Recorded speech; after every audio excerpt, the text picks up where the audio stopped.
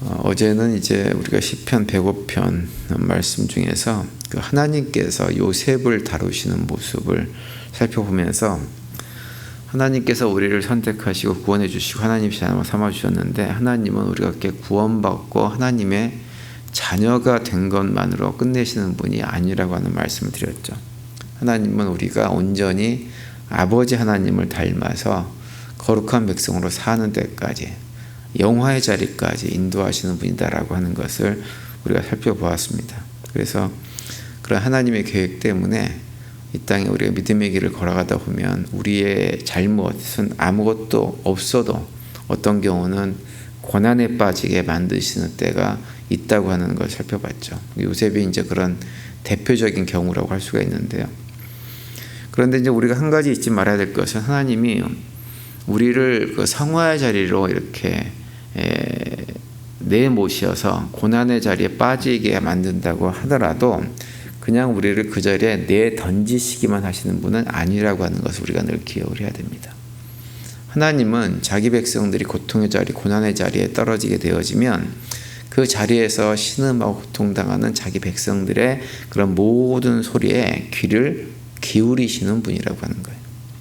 심지어는 우리가 당하는 고통을 우리만 겪게 하시는 것이 아니라 하나님이 직접 우리와 함께 그 고통의 자리에 함께 계시면서 그 모든 고통을 친히 경험해 주시는 분입니다.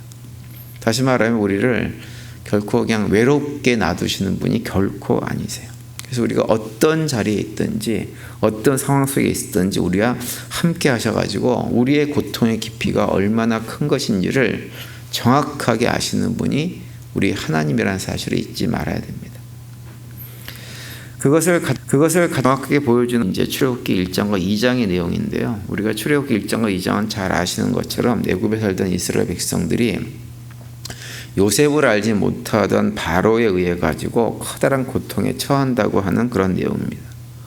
그러면서 이제 그 출애굽기 맨 마지막, 출애굽기 2장 맨 마지막 24절과 25절에 보시면 이렇게 말씀을 하고 있죠. 하나님이 그들의 고통 소리를 들으시고 하나님이 아브라함과 이삭과 야곱에게 세운 그 언약을 기억하사 하나님이 이스라엘 자손을 돌보셨고 하나님이 그들을 기억하셨더라, 이렇게 되어 있습니다. 여기 보시면 하나님께서 그들의 고통 소리를 들으셨다, 이렇게 얘기합니다. 그러니까 하나님은 자기 백성들이 내는 고통의 소리에 귀를 막고 계시는 분이 아니세요. 항상 그 고통의 소리들을 들으시고 돌보시고 관심을 갖고 우리와 함께 하시는 분입니다. 그러면서 이제 중요한 것은 25절 보시면 25절 앞부분에 뭐라고 말씀하시냐면 하나님이 그 자손들을 돌보셨고 그들을 기억하셨더라, 이렇게 말씀하고 있어요. 여기서 이제 기억하셨다라고 번역된 단어는 제가 여러 번 설명을 드렸는데요, 야다라고 하는 단어라고 했죠. 하나님께서 애굽왕 바로에게 고통을 당한 이스라엘 백성들의 어려움을 야다하셨다고 하는 거예요. 근데 야다란 말의 의미는 뭐냐면 아셨다라고 하는 의미입니다. 근데 여기서 이제 알았다고 하는 의미는 뭐냐면 하나님께서 멀리 하늘에서 이렇게 보시니까 아이고 고통들을 많이 하네라고 해서 제3자 입장에서 아는 것이 아니라 하나님께서 그 상황 속에 이스라엘 백성들이 당하는 고통의 현장에 함께 하시고 이스라엘 백성들이 겪는 모든 고통들을 직접 체험하시면서 그 고통의 깊이가 얼마나 큰지를 아셨다고 하는 거예요. 왜냐하면 이 야다란 단어는 어떤 의미냐면 여인들이 아이들을 낳고 나서 그 해산의 고통이 얼마나 큰 것인지를 직접 체험하고 나서 내가 해산의 고통이 어떤 것인지 알았다라고 할 때 사용하는 야다입니다. 그런 의미예요.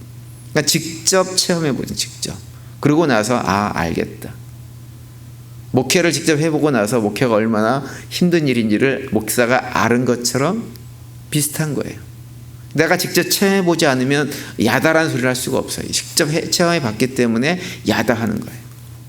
근데 하나님께서 야다하셨다고 한 얘기 뭐냐면 어떤 모습으로 어떤 방식으로인지는 우리가 성경에 기록되어 있지 않기 때문에 알 수 없지만 하나님은 이스라엘 백성들이 당하는 그런 모든 고통의 현장에 임마누엘 하셔서 그 자리에 함께 있으셨다고 하는 거예요. 하나님은 결코 자기 백성을 영화의 자리로 인도하시기 위해서 어떤 고난의 자리에 내던지시지만 그런 고난의 자리에 있는 그들을 외면하지 않고 그들만 외롭게 놔두시는 분이 결코 아니라고 하는 거예요. 함께 하셔서 그들이 당하는 고통의 정도가 얼마나 심한지를 아시고 그들의 마음속에 있는 걱정과 두려움과 불안이 어떤 것인지를 친히 다 알고 계시는 분이 우리 하나님이라고 하는 거예요. 그래서 오늘 우리가 읽은 시편 내용은 하나님께서 자기 백성들이 당하는 모든 고통의 현장에 함께 하셨기 때문에 누구보다도 그 고통의 깊이를 정확하게 아시는 하나님께서 자기 백성들을 구원하시기 위해서 어떤 일을 하셨는지를 우리에게 구체적으로 보여주고 있는 내용입니다.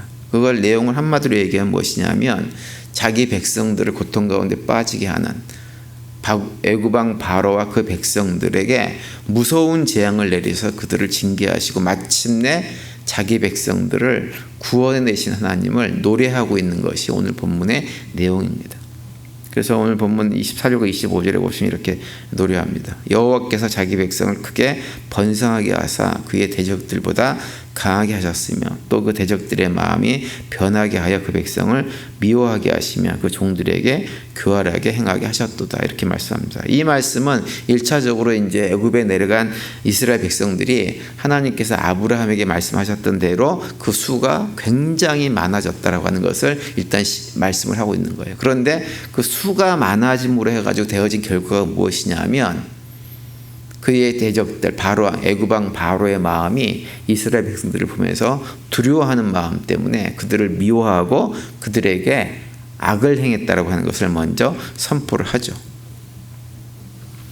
그렇게 함으로 해가지고 악을 행했을 때 하나님께서 이제 26절 이하에 어떤 일을 말씀하시냐면 하나님께서 자기 백성을 구원하기 위해서 두 사람 모세와 아론을 세우셨다라고 말씀하시고 그 두 사람을 통해서 애굽을 어떻게 하나님께서 징계하셨는지를 구체적으로 26절 이후에 쭉 우리에게 설명해 주고 있습니다. 한마디로 얘기하면 애굽이란 나라를 완전히 망하게 만들어 버렸다고 하는 거예요. 그래서 하나님의 징계가 얼마나 고통스러웠는지 애굽 왕 바로가 끝까지 보내주지 않으려고 했던 이스라엘 백성들이 결국은 출애굽을 하게 되었고 이스라엘 백성들이 출애굽을 하게 되어지자 애굽 백성들이 너무너무 기뻐했다고 하는 말씀으로 오늘 본문이 마무리되고 있습니다. 38절 보시면 그들이 떠날 때 애굽이 기뻐하였으니 그들이 그들을 두려워함이로다. 본래는 이스라엘 백성들이 애굽에 살면서 두려움과 걱정과 염려 가운데 있었는데 결과 끝은 어떻게 됐느냐? 이스라엘 백성들이 두려움에 빠진 것이 아니라 애굽 사람들이 두려움 속에서 그들이 떠나는 것을 보고 이제 우리 살았다라고 기뻐했다고 하는 얘기입니다. 요한복음 16장 33절에 보시면 예수님께서 제자들에게 이렇게 말씀하십니다. 이것을 너희에게 이르는 것은 너희로 내 안에서 평안을 누리게 하려 함이라. 세상에서는 너희가 환난을 당하나 담대하라. 내가 세상을 이기었노라. 이렇게 말씀하세요. 이 말씀은 예수님께서 제자들에게 자신이 십자가의 고난과 죽음의 길을 걸어갈 것임을 말씀하자 제자들이 걱정하고 두려워했어요. 그러자 제자들을 향해서 하신 말씀이 이 말씀입니다. 걱정하고 두려워하지 말라라고 하는 거예요. 담대하라고 하는 거죠. 우리가 예수를 믿고 믿음의 길을 걸어간다고 하는 것은 제가 늘 말씀드리지만 주님께서 우리에게 맡겨준 사명을 감당할 때 보면 참 어려운 일이 많습니다. 두려움이 있어요. 걱정이 있어요. 그래서 사실은 많은 분들이 이 믿음의 길을 걸어가는 것을 어려워합니다. 쉬워하지 않습니다. 고난이 있기 때문에 부당하게 억울하고 분한 일들을 경험할 수 있기 때문에 손해를 봐야 되기 때문에 여러 가지 어려움들이 있습니다. 마치 애굽에 내려가 살았던 이스라엘 백성들이 당한 고난과 같은 그런 고난들을 겪을 때도 있어요. 근데 우리가 그런 경험을 할 때 우리도 동일하게 두렵고 떨리고 또 미래를 보장할 수 없다고 하는 그런 마음도 들기도 하고 여러 가지 마음의 어려움들이 있을 수 있습니다. 그런데 우리가 그럴 때 기억해야 될 것은 무엇이냐면 그런 우리의 마음을 우리의 주인 되신 우리 아버지 되신 하나님께서 너무 잘 아신다고 하는 거예요. 근데 그 아시면서 우리한테 던지시는 말씀이 뭐냐면 우리에게 그럼에도 불구하고 두려워하지 말라 이렇게 말씀하세요. 담대하라 말씀하세요. 그 이유는 한 가지뿐이 없어요. 왜 그러느냐? 우리의 대장 되신 예수님께서 이미 우리가 경험하고 있는 모든 불안과 걱정과 근심 가운데 있는 이 세상을 이겨버리셨기 때문에 걱정하지 말라고 하는 거예요. 다시 말하면 우리가 이 땅에 살면서 믿음의 길을 걸어갈 때 감당해야 되는 모든 싸움은 결코 우리가 패배할 수 없는 싸움이라고 하는 것입니다. 왜냐하면 우리의 대장 되신 예수님께서 이미 이겨놓으셨기 때문에 우리는 결코 질 수가 없는 거예요. 그래서 당장은 힘들어 보이고 당장은 패배할 것 같은 그런 위기감이 든다고 해도 그런 상황 속에서도 담대하라고 하는 거예요. 끝까지 그 믿음의 길을 걸어가면 결국 결론은 무엇이냐? 우리가 승리하게 될 것이라고 하는 거죠.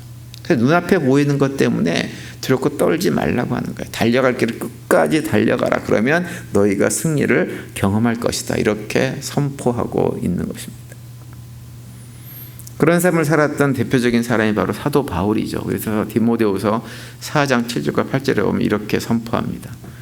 나는 선한 싸움을 싸우고 나의 달려갈 길을 마치고 믿음을 지켰으니 이제후로는 나를 위하여 의의 면류관이 예비되었으므로 주 곧 의로우신 재판장이 그 날에 내게 주실 것이며 내게만 아니라 주의 나타나심을 사모하는 모든 자에게 도니라 이렇게 말씀합니다. 사도 바울이 믿음의 길 끝까지 다 달려가고 나서 이제 사도 바울이 이제 이 디모데후서 같은 경우는 사도 바울이 그 삶의 맨 마지막 부분에 쓴 서신입니다. 믿음의 길을 예수님께서 담에색에서 자신을 부를 때 그 부르심을 받고 오랜 세월 동안 믿음의 길을 걸어가면서 사역을 감당하고 하면서 끝까지 달려오고 나서 비록 어려움이 있었지만 참고 견디며 그 길까지 왔더니 그 순간까지 왔더니 사도 바울이 바라보게 된 것은 무엇이냐면 이제 하나님께서 나에게 의의 면류관을 예비해 주셔서 내가 이제는 그거 받는 일만 남았다고 하는 거예요. 그런데 그것이 나에게만 해당되는 것이 아니라 믿음의 길을 걸어가고 있는 모든 성도에게 동일하게 주어지는 것이라고 말씀을 하고 있는 거예요. 사도 바울이 디모데 후서를 쓰면서 이런 말씀을 하고 있는 것은 뭐냐면 디모데도 사도 바울처럼 그러한 길을 끝까지 걸어가라고 하는 거예요. 결코 우리가 걸어가는 길은 패배할 수 없는 길이다. 반드시 승리하는 길이다. 의의 면류관이 우리에게 예비된 길이니 그 길을 끝까지 걸어가라고 권면하고 있는 것입니다. 그 권면은 우리에게도 마찬가지예요. 그래서 우리의 인생은 특별히 믿음의 길을 걸어가는 성도들에게는 고난은 피할 수 없는 것입니다. 하나님 백성으로 살아가고자 하면 어쩔 수가 없어요. 그런데 우리가 아무리 이 땅에서 고난과 시련과 어려움이 커도 그 싸움은 결국 패배할 수 없어요. 천지 만물을 창조하신 하나님, 우리 앞에 닥치는 모든 문제보다 크신 하나님이 우리와 함께하고 있기 때문에 걱정과 근심 연연은 할 필요가 없는 것입니다. 오늘 하루 또 지내시면서 이미 승리하신 우리의 대장 되신 예수님을 기억하시는 가운데 당당함을 가지고 하루의 삶을 살아내시기 바랍니다. 어떠한 도전과 역경이 우리 앞에 있어도 결코 우리는 패배할 수 없고 우리를 도우신 하나님께서 우리를 승리케 해주실 것입니다. 그 가운데 오늘도 또 주님께 주시는 평강이 우리 모두의 삶 속에 차고 넘치는 복된 하루가 되시기를 간절히 축원을 드립니다.